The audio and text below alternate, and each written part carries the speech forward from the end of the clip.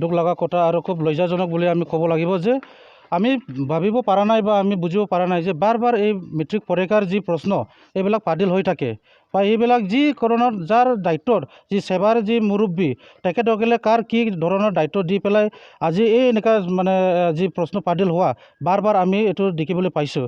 তো আমি আশা কৰিছোঁ নিখিল বড়ো ছাত্ৰ সন্থা শোণিতপুৰ জিলা নিখিল বড়ো ছাত্ৰ সন্থাৰ তৰফৰ পৰা আমি এইটো দাবী কৰিছোঁ যে মুখ্যমন্ত্ৰী ডাঙৰীয়া তেখেতে নিজে এইটো এই বিষয় লৈ খুব গম্ভীৰভাৱে লয় আৰু যি আমাৰ এডুকেশ্যন মিনিষ্টাৰ ৰণোজ পেগু ডাঙৰীয়াৰ লগত কথা পাতি পেলাই যি লিগেল তদন্ত কৰিব লাগে এইটো কৰি পেলাই অতি সোনকালে ইয়াৰ ওপৰত তদন্ত কৰি পেলাই যি শাস্তি যোন মানুহজনৰ এই প্ৰশ্ন বাতিল কৰিছে এইটো যি শাস্তি দিব লাগে এইটো দিব লাগে এইটো আমি অনুৰোধ জনাইছোঁ। কথাটো কি হ'ল যে আমাৰ ষ্টুডেণ্টবিলাক যি এটা এক্সপেক্টেশ্যন লৈ পেলাই আমাৰ পৰীক্ষা স্কুলত আহে যি আমি যি প্ৰিপেৰেশ্যন কৰি আহে আজি যি আমাৰ জেনেৰেল চায়েন্স এক্সাম আছিলে তো ইয়াৰ কাৰণে যি মেণ্টেলি যি ফিজিকেলি প্ৰেছাৰত যি পঢ়ি পেলাই যি আমাৰ ল'ৰা ছোৱালীবিলাক আহিছিলে তেখেতসকলে আহি পেলাই আধা ৰাস্তাৰ পৰা ঘূৰি যোৱাটো এইটো আমাৰ কাৰণে খুব দুখ লগা কথা আৰু খুব লজ্জাজনক কথা। এইটো আমি বিভিন্ন অসমৰ বাহিৰৰ ষ্টেটত আমি এনেকুৱা ইমান শুনিবলৈ নাপাওঁ বা আমি শুনিবলৈ পোৱা নাই যে এনেকুৱা প্ৰশ্ন বাতিল হোৱা, কিন্তু আমাৰ এই অসমত যি এডুকেশ্যন ছিষ্টেম এইটো বহুত ডাউন বুলি আমি ক'বলৈ গৈ আছোঁ আৰু এনেকুৱা ছিষ্টেম হ'লে আমাৰ আহি থকা নৱপ্ৰজন্মত আমাৰ যি ল'ৰা ছোৱালীবিলাক এইবিলাক মানে পঢ়া শুনাত যি টাইপত ডিটাৰমিনেশ্যন দিব লাগে যি টাইপত আমি প্ৰিপেৰেশ্যন কৰিব লাগে এইটো চৰকাৰৰ ওপৰত অলপ ভয় ৰাখিব।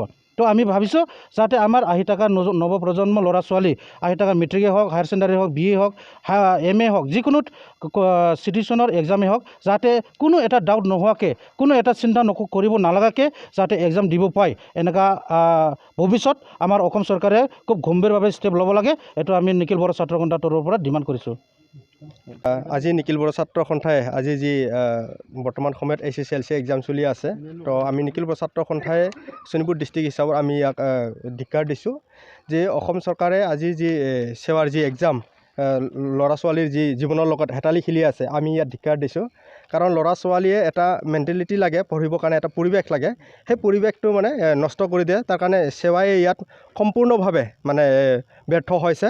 তাৰ কাৰণে আমি আহ্বান কৰোঁ মুখ্যমন্ত্ৰীক যে মুখ্যমন্ত্ৰীয়ে নিজে ইয়াৰ বিষয়ত গম্ভীৰভাৱে চিন্তা কৰি পেলাই আৰু এইটো হস্তক্ষেপ কৰি পেলাই নিজে যেন দায়িত্ব লৈ পেলাই এটা মানে কমিটি গঠন কৰি পেলাই ইয়াত তদন্ত হ'ব লাগে আৰু যোনে যি প্ৰশ্ন পেপাৰ যে বাতিল কৰিছে ইয়াৰ মানে উচিত এটা শাস্তিটো পাব লাগে যাতে সেইটো হয়। কাৰণ যোৱা 3 তাৰিখৰ পৰা পৰীক্ষাটো হৈছিলে, ফাৰ্ষ্টত ইংলিছ আছিলে তাৰপিছত মেথছটো আছিলে। ইয়াৰ সন্দৰ্ভতো আমি দেখিব পাই কিছুমান মানে চেণ্টাৰবিলাকত মানে পৰীক্ষা মানে পেপাৰটো ফাদিল হোৱাৰ কাৰণে কিছুমান এক্সাম চেণ্টাৰবিলাকত নতুনকৈ হ'ব বুলি মানে আমি গম পাইছোঁ।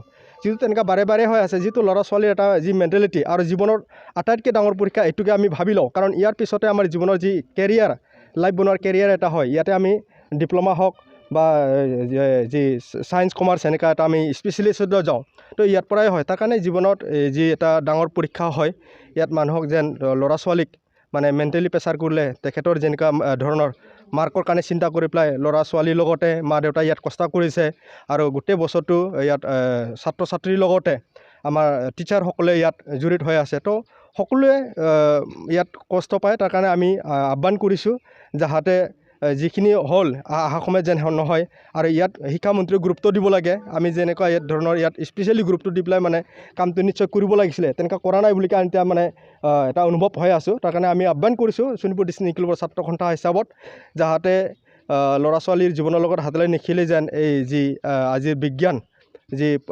পেপাৰ মানে আউট হৈছে বা কিবা হৈছে আমি আহ্বান কৰিছোঁ যাতে এইটো সোনকালে যেন ইয়াৰ ডেটটো মানে ফিক্স কৰি দিয়ে। ল'ৰা ছোৱালীক এটা পঢ়িবৰ কাৰণে এটা পৰিৱেশ লাগে। তো ল'ৰা ছোৱালী আমিও এটা সময়ত ছাত্ৰ আছিলোঁ, তেনেকুৱা পৰীক্ষাবিলাক যিটো বেক হ'লে কি এটা মেণ্টেলিটি হয় সেইটো সকলো ল'ৰা ছোৱালীয়ে জানে বা আমিও যিহেতু পৰীক্ষা দি আহিছোঁ হিচাপত জানো। তো আমি শোণিতপুৰ ডিষ্ট্ৰিক্ট নিখিল বড়ো ছাত্ৰ সন্থাই আমি ধিক্কাৰ দিছোঁ যাতে ইয়াৰ ওপৰত মুখ্যমন্ত্ৰীয়ে হস্তক্ষেপ কৰি পেলাই যেন এটা মানে তদন্ত ভাল কৰে আৰু যোনে এইটো বাতিল কৰিছে তেখেতৰ ওপৰত মানে একশ্যনটো হ'ব লাগে। গতিকে আমি শোণিতপুৰ ডিষ্ট্ৰিক্ট নিখিল বড়ো ছাত্ৰ সন্থাই সেইখিনি বিচাৰোঁ। ধন্যবাদ। ৰণোজ পেগু হয় হয় হয় হয় হয় হয় ৰণোজ পেগু হয় হয় হয় হয় হয় হয় এবাৰ কাম নাই